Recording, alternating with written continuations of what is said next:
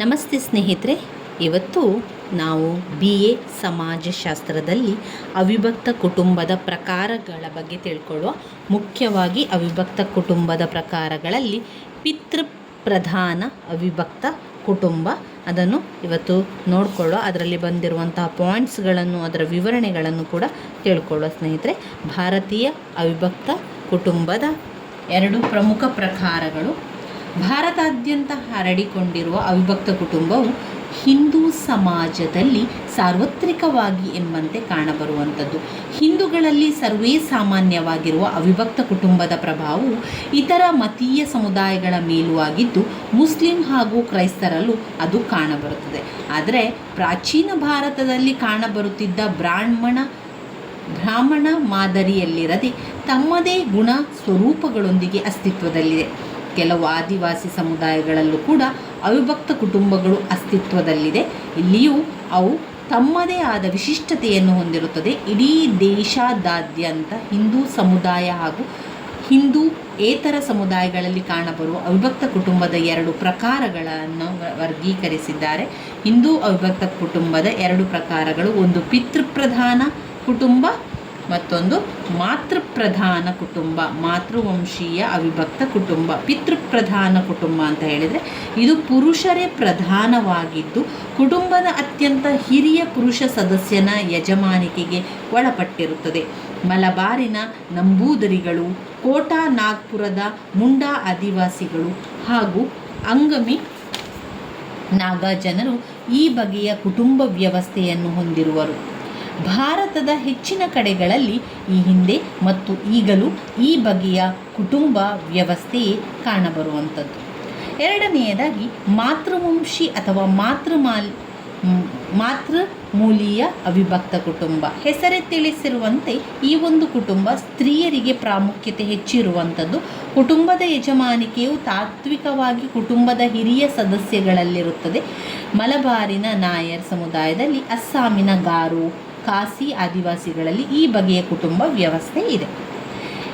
ಪಿತೃಪ್ರಧಾನ ಅವಿಭಕ್ತ ಕುಟುಂಬ ಪ್ರಾಚೀನ ಜಗತ್ತಿನ ಹಲವಾರು ನಾಗರಿಕಗಳಲ್ಲಿ ಬಹಳ ಸಾಮಾನ್ಯವಾಗಿ ಎಂಬಂತೆ ಕಾಣಬರುವ ಪಿತೃಪ್ರಧಾನ ಅವಿಭಕ್ತ ಕುಟುಂಬವು ಪ್ರಾಚೀನ ಕಾಲದಲ್ಲಿಯೂ ಪ್ರಾಚೀನ ಭಾರತದಲ್ಲಿಯೂ ಕೂಡ ಅಷ್ಟೇ ಜನಪ್ರಿಯವಾಗಿದ್ದವು. ಆದರೆ ಪ್ರಾಚೀನ ರೋಮನ್ನರು, ಗ್ರೀಕ್ ಹಾಗೂ ಯಹೂದಿಗಳಷ್ಟು ಸರ್ವಾಧಿಕಾರಿ ಸ್ವರೂಪದ ಪಿತೃ ಯಜಮಾನಿಕೆಯ ಕುಟುಂಬಗಳೇ ಇರಲಿಲ್ಲ. ಭಾರತದ ಪಿತೃಪ್ರಧಾನ ಅವಿಭಕ್ತ ಕುಟುಂಬದಲ್ಲಿ ಅತ್ಯಂತ ಹಿರಿಯ ಪುರುಷನನ್ನು ಕರ್ತ ಎಂದು ಕರೆಯಲಾಗುತ್ತಿತ್ತು.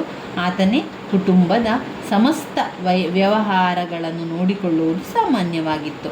ಪಿತೃಪ್ರಧಾನ ಕುಟುಂಬಗಳಲ್ಲಿ ಸಾಮಾನ್ಯವಾಗಿ ಕಾಣುವಂತೆ ಇಲ್ಲಿಯೂ ಪಿತೃಗೃಹ ನಿವಾಸ ಪದ್ಧತಿ ಇರುತ್ತದೆ.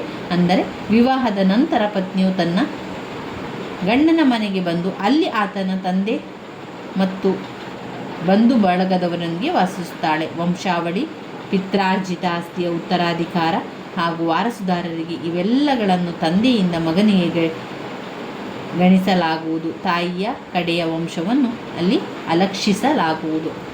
ಪಿತೃಪ್ರಧಾನ ಅವಿಭಕ್ತ ಕುಟುಂಬವನ್ನು ಭಾರತದ ಹೆಚ್ಚಿನೆಲ್ಲ ಕಡೆಗಳಲ್ಲಿ ಹಾಗೂ ಹಲವಾರು ಹಿಂದೂ ಹಾಗೂ ಹಿಂದೂಯೇತರ ಸಮುದಾಯಗಳಲ್ಲಿ ಬಹು ದೊಡ್ಡ ಸಂಖ್ಯೆಯಲ್ಲಿ ಕಾಣಬಹುದು.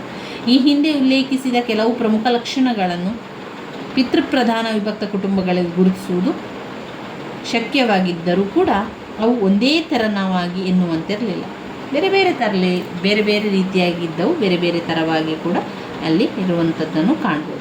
ದಕ್ಷಿಣ ಭಾರತದ ರಾಜ್ಯಗಳಲ್ಲೊಂದಾದ ಕೇರಳಲ್ಲಿಯೂ ಪಿತೃಪ್ರಧಾನ ಹಾಗೂ ಮಾತೃವಂಶೀಯ ಕುಟುಂಬಗಳಿಗೆ ಎರಡು ಉತ್ತಮ ನಿದರ್ಶನಗಳಿದ್ದು ಅವುಗಳನ್ನು ಇಲ್ಲಿ ಉದಾಹರಿಸಬಹುದು.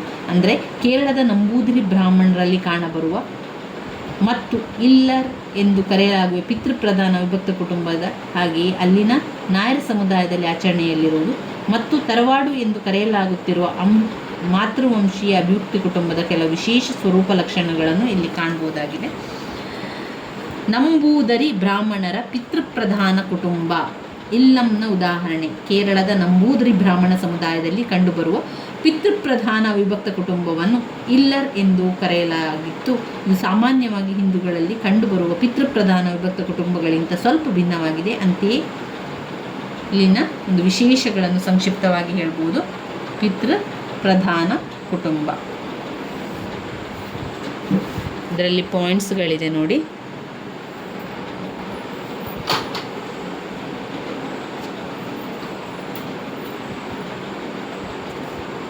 ಅದರ ಮೊದಲನೆಯ ಪಾಯಿಂಟ್ಸ್,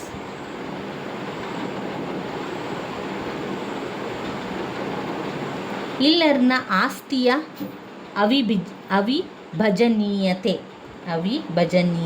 ಇಲ್ಲರ್ ನಂಬೂದಿರಿ ಬ್ರಾಹ್ಮಣರನ್ನು ಇಲ್ಲರ್ ಅಂತ ಕರೆಯುವಂಥದ್ದು. ಇಲ್ಲರ್ ಅವರ ಆಸ್ತಿಯ ಅವಿಭಜನೀಯತೆ. 2, ಆಸ್ತಿಯ ಅವಿಭಜನೀಯತೆಗೆ ಸಹಾಯಕವಾದ ವಿವಾಹದ ನಿಯಮಗಳು. 3, ಕಿರಿಯ ಸದಸ್ಯರಿಗೆ ಆಸ್ತಿಯಲ್ಲಿ ಜೀವನಾಂಶದ ಹಕ್ಕು ಮಾತ್ರ. ಸದಸ್ಯರಿಗೆ ಆಸ್ತಿಯಲ್ಲಿ ಜೀವನಾಂಶದ ಹಕ್ಕು ಮಾತ್ರ. 4, ಆಸ್ತಿಯಲ್ಲಿ ಸ್ತ್ರೀಯರಿಗೂ ಹಕ್ಕು. ಸ್ತ್ರೀಯರಿಗೂ ಹಕ್ಕು. ಮತ್ತು ವರದಕ್ಷಿಣೆ ಪದ್ಧತಿಯ ಆಚರಣೆ. 5, 6, ಮದ್ರಾಸ್ ನಂಬೂದಿರಿ ಕಾಯ್ದೆ ತಂದ ಬದಲಾವಣೆ. ಮದ್ರಾಸ್ ನಂಬೂದಿರಿ ಕಾಯ್ದೆ 1933 ತಂದ ಬದಲಾವಣೆಗಳಾಗಿರುವಂಥದ್ದು. ಇದು ಪಿತೃಪ್ರಧಾನ ಕುಟುಂಬಗಳಲ್ಲಿ ಕಾಣ್ತಾ ಹೋಗ್ಬೋದು. ಇಲ್ಲಿ ಇಲ್ಲರ್ನ ಆಸ್ತಿಯ ಅವಿಭಜನೀಯತೆ ಆಗಿರುವಂಥದ್ದು. KS ಕಪಾಡಿಯಾದವ್ ಅವರು ತಿಳಿಸಿರುವಂತೆ ಮಿಕ್ಕುಳಿದ ಹಿಂದೂಗಳ ಪಿತೃಪ್ರಧಾನ ವಿಭಕ್ತ ಕುಟುಂಬಗಳಿಂದ ಇಲ್ಲಂ ಕುಟುಂಬವನ್ನು ಪ್ರತ್ಯೇಕಿಸುವ ಮಹತ್ವದ ಅಂಶವೇ ಅದರಲ್ಲಿ ಕಾಣಬರುವಂಥದ್ದು ಆಸ್ತಿಯ ಅವಿಭಜನೀಯತೆ ಗುಣ. ಅಲ್ಲದೆ ಸೇರಿದ ಆಸ್ತಿಯಲ್ಲಿ ಎಲ್ಲ ಸದಸ್ಯರಿಗೆ ಹಕ್ಕು ಇರುತ್ತದೆಯಾದರೂ ಅದನ್ನು ಅವರಲ್ಲಿ ವಿಭಜಿಸಿ ಹಂಚಲಾಗಿರುವುದಿಲ್ಲ. ಹೆಂಗಸರನ್ನು ಒಳಗೊಂಡಂತೆ ಕುಟುಂಬದ ಸದಸ್ಯರೆಲ್ಲ ಒಪ್ಪಿಗೆ ಇಲ್ಲದೆ ಆಸ್ತಿಯನ್ನು ವಿಭಜಿಸುವಂತಿಲ್ಲ. ಆಸ್ತಿಯ ಇತರ ಅವಿಭಜನೀಯತೆಗೆ ಈ ಹಿಂದಿನ ಕಾನೂನು ಕೂಡ ಅನುಕೂಲಕರವಾಗಿತ್ತು. ಕುಟುಂಬದ ಯಜಮಾನನು ಮಾಡಿರಬಹುದಾದ ಸಾಲಕ್ಕೆ ಆತನ ಮಗನು ಬಾಧ್ಯಸ್ಥನಲ್ಲ. ಕುಟುಂಬದ ಆಸ್ತಿ ಎಲ್ಲರಿಗೂ ಸೇರಿದ್ದಾದ್ದರಿಂದ ಅದರಲ್ಲಿ ತಂದೆಯಾದವನ ನಿಶ್ಚಿತ ನಿಗದಿತ ಭಾಗ ಎಂಬುದಿಲ್ಲವಾದ್ದರಿಂದ ಮಗನು ತಂದೆಯ ಸಾಲಕ್ಕೆ ಹೊಣೆಗಾರನಲ್ಲ. ಎರಡನೆಯ ಪಾಯಿಂಟ್ಸಲ್ಲಿ ಆಸ್ತಿಯ ಅವಿಭಜನೀಯತೆಗೆ ಸಹಾಯಕವಾದ ವಿವಾಹದ ನಿಯಮಗಳು. ಆಸ್ತಿಯ ನಿಯಮಗಳನ್ನು ಒಳಗೊಂಡಂತೆ ಇಲ್ಲಂ ವ್ಯವಸ್ಥೆ ಮುಂದುವರಿಸಿಕೊಂಡು ಹೋಗಲು ಸಹಕಾರಿಯಾದಂತಹ ವಿವಾದದ ನಿಯಮ ನಂಬೂದಿರಿಗಳಲ್ಲಿದೆ. ಅದರಂತೆ ಹಿರಿಯ ಮಗನು ಮಾತ್ರ ಸ್ವಜಾತೀಕರದಲ್ಲಿ ವಿವಾಹವಾಗಿ ಕುಟುಂಬದ ವಂಶ ಮತ್ತು ಆಸ್ತಿಯನ್ನು ಮುಂದುವರಿಸಿಕೊಂಡು ಹೋಗುತ್ತಾನೆ. ಆತನ ಕಿರಿಯ ಸಹೋದರನು ಸ್ವಜಾತೀಕರಲ್ಲಿ ವಿವಾಹವಾಗಬಾರದೆಂಬ ನಿಯಮವಿಲ್ಲದೆ ಇದ್ದರೂ ಅವರು ನಂಬೂದಿರಿ ಕನ್ಯೆಯರನ್ನು ವಿವಾಹವಾಗುವುದು ಅಪರೂಪ. ಅವರು ಸಾಮಾನ್ಯವಾಗಿ ನಾಯರ್ ಜಾತಿಯ ಕನ್ಯೆಯರೊಂದಿಗೆ ಸಂಬಂಧ ಎಂದು ಕರೆಯಲಾಗುವ ಅತ್ಯಂತ ಶಿಥಿಲ ಸ್ವರೂಪ ವೈವಾಹಿಕ ಸಂಬಂಧವನ್ನು ಹೊಂದಬಹುದಾಗಿದೆ. ಹಿರಿಯ ಸೋದರರಿಗೆ ಮಕ್ಕಳಾಗದ ಸಂದರ್ಭದಲ್ಲಿ ಮಾತ್ರ ಆತನ ನಂತರದ ಸೋದರರು ಸ್ವಜಾತಿಯಲ್ಲಿ ವಿವಾಹವಾಗಿ ವಂಶವನ್ನು ಹಾಗೂ ಕುಟುಂಬ ಪದ್ಧತಿಯನ್ನು ಮುಂದುವರಿಸಿಕೊಂಡು ಹೋಗಬಹುದಾಗಿದೆ. ಇನ್ನು ಮೂರನೇ ಪಾಯಿಂಟ್, ಕಿರಿಯ ಸದಸ್ಯರಿಗೆ ಆಸ್ತಿಯಲ್ಲಿ ಜೀವನಾಂಶದ ಹಕ್ಕು ಮಾತ್ರ. ಇಲ್ಲಂನ ಆಸ್ತಿಯ ಕಾನೂನು ಬಹಳ ಬಿಗಿಯಾಗಿದ್ದು ಇಲ್ಲಿನ ಕಿರಿಯ ಸೋದರರು ಎಲ್ಲರ ಒಪ್ಪಿಗೆ ಪಡೆಯದೆ ಆಸ್ತಿಯನ್ನು ಪಡೆಯಲು ಕೇಳುವಂತಿಲ್ಲ. ಅವರು ಪ್ರತ್ಯೇಕವಾಗಿ ಹೋಗುವುದಾದರೆ ಜೀವನಾಂಶ ಪಡೆಯುವ ಹಕ್ಕನ್ನು ಮಾತ್ರ ಚಲಾಯಿಸಬಹುದು. ಸದಸ್ಯರಿಗೆ ಆಸ್ತಿಯ ಪಾಲು ಪಡೆಯುವ ಹಕ್ಕು ಕೂಡ ಇಲ್ಲದೇ ಇರುವುದರಿಂದ ಅದನ್ನು ಪರಭಾರೆ ಮಾಡುವ ಅಧಿಕಾರವನ್ನು ಕೂಡ ಹೊಂದಿರುವುದಿಲ್ಲ. ಕಂಬದ ಹಿರಿಯ ಮಗನಿಗೆ ಇಸ್ಲಾಂ ಆಸ್ತಿಯ ಮೇಲೆ ಪೂರ್ಣ ನಿಯಂತ್ರಣವಿದ್ದರೂ ಆತನೇ ಯಜಮಾನನಾಗದಿದ್ದರೂ ಉಳಿದೆಲ್ಲ ಸದಸ್ಯರ ಒಪ್ಪಿಗೆ ಪಡೆಯದೆ ಆತ ಆಸ್ತಿಯನ್ನು ವಿಭಜನೆ, ಮಾರಾಟ ಅಥವಾ ಪರಭಾರೆ ಮಾಡುವಂತಿಲ್ಲ. ಪಾಯಿಂಟ್ ನಂಬರ್ 4, ಆಸ್ತಿಯಲ್ಲಿ ಸ್ತ್ರೀಯರಿಗೂ ಹಕ್ಕು.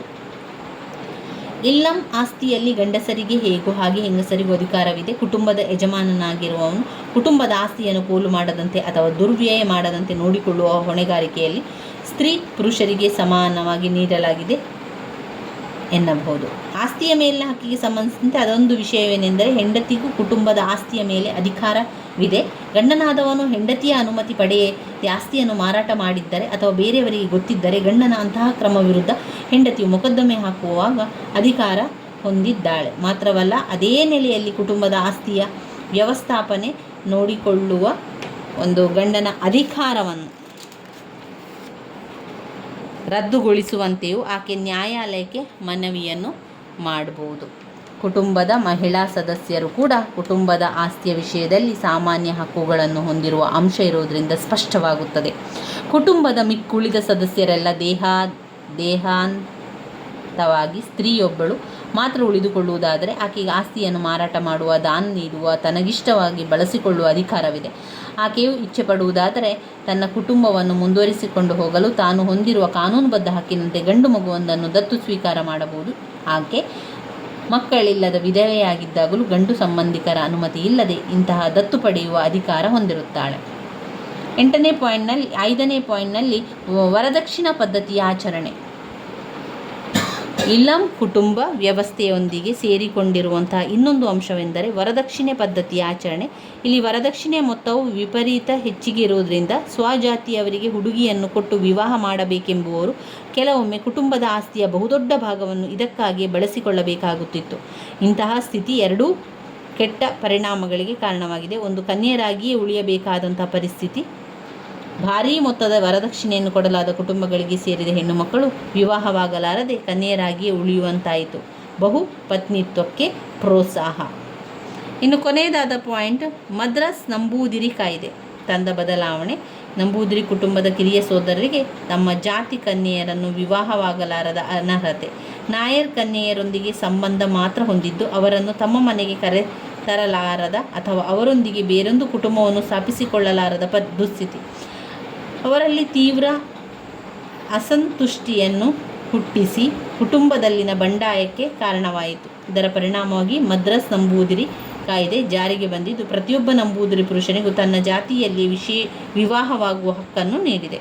ಕೆಲವು ವಿಶೇಷ ಸಂದರ್ಭಗಳಲ್ಲಿ ಹೊರತಾಗಿ ಹೆಂಡತಿಯಾದವಳು ಗುಣಪಡಿಸಲಾಗದ ಮುಖ್ಯ ರೋಗವೊಂದರಿಂದ 5 ವರ್ಷಕ್ಕೂ ಹೆಚ್ಚಿನ ಅವಧಿಯವರೆಗೆ ತೊಳಲಾಡುತ್ತಿದ್ದಲ್ಲಿ, ಆಕೆ ಜಾತಿ ಭ್ರಷ್ಟಳಾದರೆ, ಮಗುವಿಗೆ ಜನ್ಮ ನೀಡದೆ 10 ವರ್ಷಗಳಾಗಿದ್ದರೆ ಇತ್ಯಾದಿ ನಂಬೂದಿರಿಗಳು ಬಹುಪತ್ನಿತ್ವ ಆಚರಿಸದಂತೆ ಈ ಕಾಯ್ದೆ ನಿಷೇಧ ಹೇರಿದೆ. ಇದೇ ಕಾಯ್ದೆಯು ಮುಂದೆ ಇಲ್ಲಂ ಸ್ತ್ರೀ ಪುರುಷರ ಸದಸ್ಯರಿಗೆ ಆಸ್ತಿಯಲ್ಲಿ ಸಮಾನವಾದ ಹಕ್ಕು ನೀಡಿತು.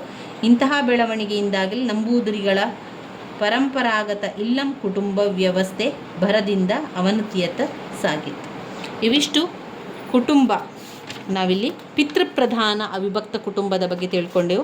ಮುಂದಿನ ವಿಡಿಯೋದಲ್ಲಿ ಮಾತೃವಂಶಿ ಕುಟುಂಬ, ಮಾತೃಶ್ರೀ ಅವರ ಅವಿಭಕ್ತ ಕುಟುಂಬದ ಬಗ್ಗೆ ತಿಳ್ಕೊಳ್ಬೇಕು. ಹಾಗೆ ಅವಿಭಕ್ತ ಕುಟುಂಬದಲ್ಲಿನ ಇತ್ತೀಚಿನ ಬದಲಾವಣೆಗಳೇನಾಗಿದೆ ಎನ್ನುವಂಥದ್ರ ಬಗ್ಗೆ ಮುಂದಿನ ವಿಡಿಯೋದಲ್ಲಿ ತಿಳ್ಕೊಳ್ಳುವ ಸ್ನೇಹಿತರೆ. ನನ್ನ ವೀಡಿಯೋಸ್ ಎಲ್ಲ ನಿಮಗೆ ಇಷ್ಟ ಆಗಿದ್ದರೆ ಲೈಕ್ ಕೊಡಿ, ಶೇರ್ ಮಾಡಿ, ಸಬ್ಸ್ಕ್ರೈಬ್ ಮಾಡಲಿಕ್ಕೆ ಮರಿಬೇಡಿ. ಧನ್ಯವಾದಗಳು.